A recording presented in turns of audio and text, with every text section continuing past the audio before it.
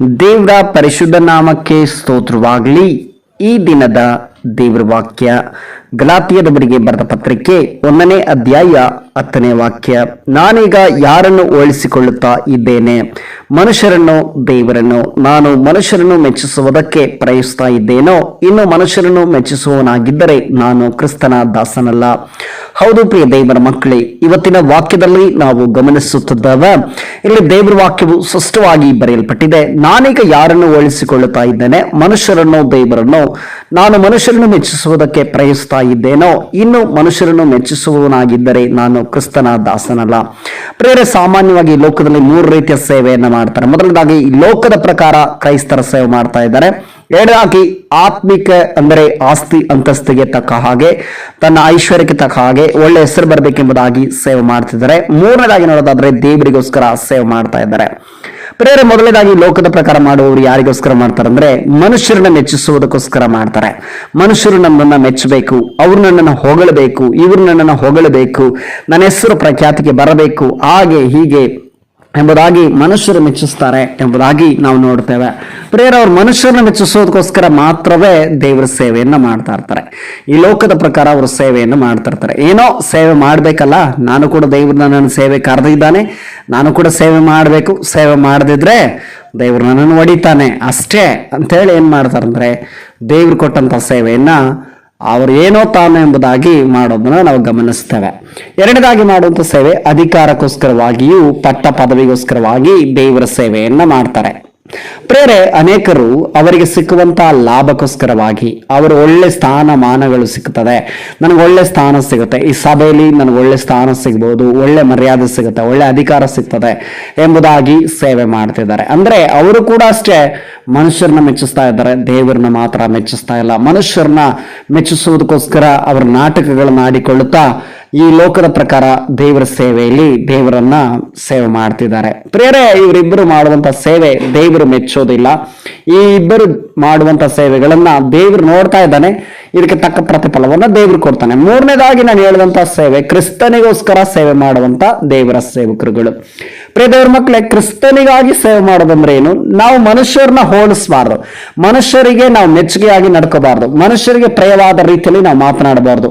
ಹೇಗೆ ಅಂದ್ರೆ ಪ್ರಿಯರೇ, ಮನುಷ್ಯರು ಏನಾದ್ರು ಅನ್ಕೊಳ್ತಾರೆ, ಅವ್ರು ನನ್ನನ್ನು ಏನಾದ್ರು ಅಂದ್ಬಿಡ್ತಾರೆ, ನಾನು ಈಗ ಮಾತಾಡಿದ್ರೆ ಅವ್ರು ನನ್ನನ್ನು ಬೈತಾರೆ, ಈ ರೀತಿ ಆದ್ರೆ ನನ್ನ ಮೇಲೆ ಪೊಲೀಸ್ ಕಂಪ್ಲೇಂಟ್ ಆಗ್ಬೋದು, ನನ್ನನ್ನ ಬೈಬಹುದು, ಹಾಗೆ ಹೀಗೆ ಅನೇಕ ಸಂಘಟನೆಗಳಿಂದ ನನಗೆ ಒಂದು ಲೆಟರ್ನ ಕೊಡ್ತಾರೆ, ನನ್ನನ್ನು ಬಂಧಿಸ್ಬಿಡ್ತಾರೆ, ನಾನು ಸೇವೆನೆ ಮಾಡ್ಲಿಕ್ಕೆ ಆಗೋದಿಲ್ಲ, ಅಥವಾ ದುಡ್ಡು ಕಾಸು ಕೊಡೋದಿಲ್ಲ, ನನಗೆ ಅಧಿಕಾರ ಸಿಗೋದಿಲ್ಲ ಅಂತ ಹೇಳಿ ಅನೇಕರು ಭಯಪಟ್ಟುಕೊಳ್ತಾ ಸೇವೆ ಮಾಡುವಂತಹ ಸೇವಕರು ನಿಜವಾದ ಸೇವಕರಲ್ಲ. ಪ್ರಿಯರೇ, ಅವರು ಮನುಷ್ಯರನ್ನ ಹೋಲಿಸಿ ಸೇವೆ ಮಾಡೋದಲ್ಲ, ದೇವರಿಗೋಸ್ಕರ ಸೇವೆ ಮಾಡುವಂತ ಸೇವಕರಾಗಿರಬೇಕು. ನನ್ನ ಪ್ರಕಾರ ನಾನು ಹೇಳೋದಾದ್ರೆ ಪ್ರಿಯ ದೇವರ ಮಕ್ಕಳೇ, ನಿಜ ಹೇಳುವುದಾದ್ರೆ ದೇವರಿಗೋಸ್ಕರ ಸೇವೆ ಮಾಡುವಂತವ್ರು ಏನೇ ಕಷ್ಟಗಳು ಬರಬಹುದು, ವೇದನೆಗಳು ಬರಬಹುದು, ದುಃಖಗಳು ಬರಬಹುದು, ನಿಂದನೆಗಳು, ಅವಮಾನಗಳು, ಅನೇಕ ರೀತಿಯ ಶೋಧನೆಗಳು, ಅವ್ರು ಯಾವುದೇ ಸಮಯದಲ್ಲಿ ಸಂದರ್ಭದಲ್ಲಿಯೂ ಕೂಡ ಯಾವುದೇ ಒಂದು ಪರಿಸ್ಥಿತಿಗಳು ಅವರಿಗೆ ಎದುರಾದ್ರೂ ಕೂಡ ಅವ್ರು ಏನ್ ಮಾಡ್ತಾರೆ, ಯಾವಾಗಲೂ ಕೂಡ ದೇವರನ್ನ ಮೆಚ್ಚಿಸುವುದಕ್ಕೆ ಪ್ರಯತ್ನ ಪಡ್ತಾರೆ, ದೇವರಿಗೆ ಭಯಪಟ್ಟು ಸೇವೆ ಮಾಡ್ತಾರೆ.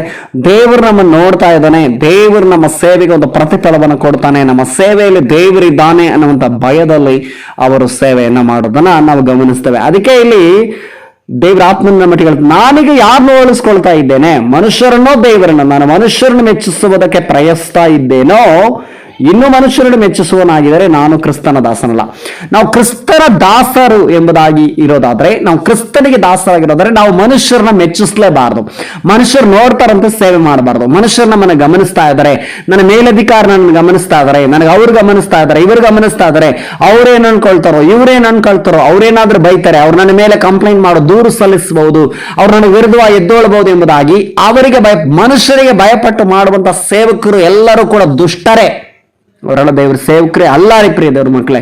ಯಾರು ದೇವರಿಗೆ ಭಯಪಟ್ಟು ದೇವರಿಗಾಗಿ ಸೇವೆ ಮಾಡ್ತಾರೋ, ದೇವರಿಗೋಸ್ಕರ ನಿಂತುಕೊಳ್ತಾರೋ, ಎಂತ ಸಮಸ್ಯೆಗಳು ಬರಬಹುದು, ಯಾರೇ ನಿಮಗೆ ವಿರುದ್ಧವಾಗಿ ಎದ್ದೊಳ್ಬಹುದು, ಯಾರೇ ನಿಮ್ಮ ಪರವಾಗಿ ನಿಲ್ಲಬಹುದು ಅಥವಾ ನಿಮ್ಮ ಬೋಧನೆ ಕೇಳಬಹುದು, ಕೇಳದೆ ಹೋಗಬಹುದು, ನಿಮ್ಮನ್ನ ಸೇವೆ ಕರೀಬಹುದು, ಕರೀದೆ ಹೋಗಬಹುದು. ಒಂದು ವೇಳೆ ನಿಮ್ಮನ್ನ ಸೇವೆಯಲ್ಲಿ ದೇವರು ನಿಮ್ಮನ್ನ ಸೇವೆಯಲ್ಲಿ ಕರೆದಿರೋ, ಈ ಲೋಕದ ಮನುಷ್ಯರು ನಿಮ್ಮನ್ನ ಸೇವೆಯಲ್ಲಿ ಕರೆದಿಲ್ಲ, ಈ ಲೋಕದಲ್ಲಿರುವ ಅಧಿಕಾರಿಗಳು ನಿಮ್ಮನ್ನ ಸೇವೆ ದೇವರು ನಿಮ್ಮನ್ನ ಸೇವೆ ಕರೆದಿರೋದ್ರಿಂದ ನಾವು ಕ್ರಿಸ್ತನ ದಾಸರಾಗಿದ್ದೇವೆ. ಕ್ರಿಸ್ತನ ದಾಸರಾಗಿರೋದು ಕ್ರಿಸ್ತನು ಮೆಚ್ಚಿಸುವಂತ ಸೇವೆಯನ್ನ ಮಾಡಬೇಕು. ಕ್ರಿಸ್ತನಿಗೆ ಮೆಚ್ಚುಗೆ ಆಗಿರುವಂತ ಸೇವೆ, ಕ್ರಿಸ್ತನಿಗೆ ಮಹಿಮೆ ತರುವಂತ ಸೇವೆ, ಕ್ರಿಸ್ತನು ಮಹಿಮೆ ಪಡಿಸುವಂತ ಸೇವೆಯನ್ನ ನಾನು ನೀವು ಮಾಡಬೇಕೆಂಬುದಾಗಿ ದೇವರು ನಮ್ಮನ್ನ ನೋಡಿ ಹೇಳ್ತಾ ಇದ್ದಾನೆ. ಅದು ದೇವರ ಒಂದು ಆಸೆ ಆಗಿದೆ, ದೇವರ ಒಂದು ಉದ್ದೇಶವಾಗಿದೆ.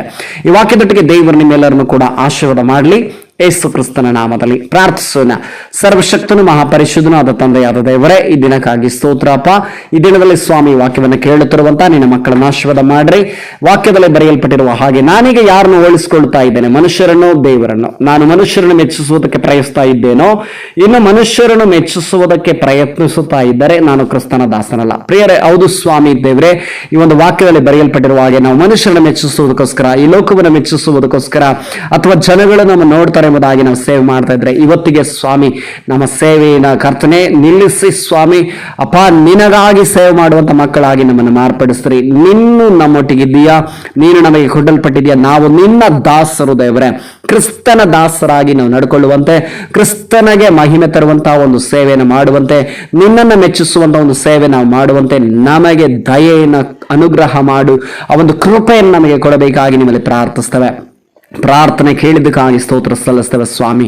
ಈ ವಾಕ್ಯ ಕೇಳುತ್ತಿರುವಂತ ಪ್ರತಿಯೊಬ್ಬರನ್ನ ಆಶೀರ್ವಾದ ಮಾಡ್ರಿ. ಈ ವಾಕ್ಯದ ಪ್ರಕಾರ ಪ್ರತಿಯೊಬ್ಬರ ಜೀವಿತದಲ್ಲಿ ಒಂದು ಬದಲಾವಣೆ, ಒಂದು ಪರಿವರ್ತನೆ ಉಂಟಾಗಲಿ ಎಂಬುದಾಗಿ ನಾನು ಪ್ರಾರ್ಥಿಸ್ತಾ ಯೇಸು ಕ್ರಿಸ್ತನ ಅಧಿಕಾರವುಳ್ಳ ನಾಮದಲ್ಲಿ ಪ್ರಾರ್ಥಿಸ್ತೇನೆ ತಂದೆಯ ದೇವರೇ. ಆಮೇನ್, ಆಮೇನ್, ಆಮೇನ್. ದೇವರು ನಿಮ್ಮನ್ನು ಆಶೀರ್ವದಿಸಲಿ.